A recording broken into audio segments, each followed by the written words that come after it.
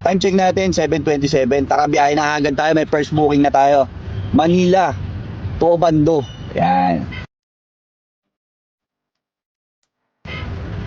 600 kg. Okay, pick upin na natin to. Loading.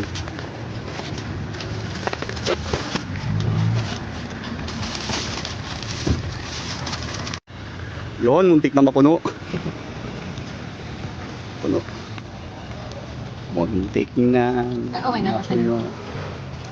Yung kaibigan ko, sasayin na natin, tol. Muntik na tayo mapuno.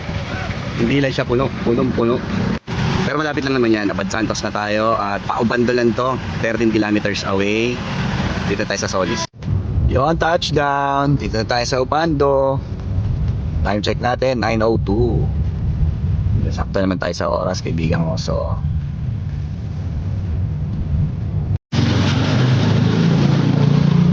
yung kaibigan ko, so dito na tayo, Ubando. Drop tayo na mga tela.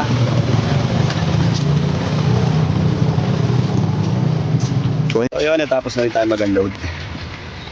Ayun siya. Tapos natin siya mag-unload. Yun, second booking natin.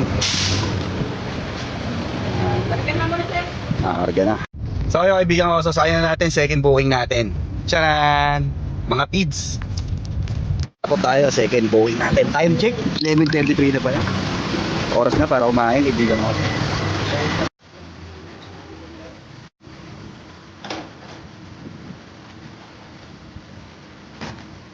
Yun. 15 bucks. Yung kaibigan ko ako, patang booking natin. Yes sir, maulang hapon kaibigan ko. So time check natin, 4:37. Medyo matumal sila alam mo, kaya itinulog ko na lang. Babawi tayo kay Green Up. Dito na tayo magsasasagad. Ang tumal ni Orange Up. Yun. First booking natin, SM yung pick up niya, SM San Lazaro, malapit na sa amin. Tapos papuntang top yung drop off niya.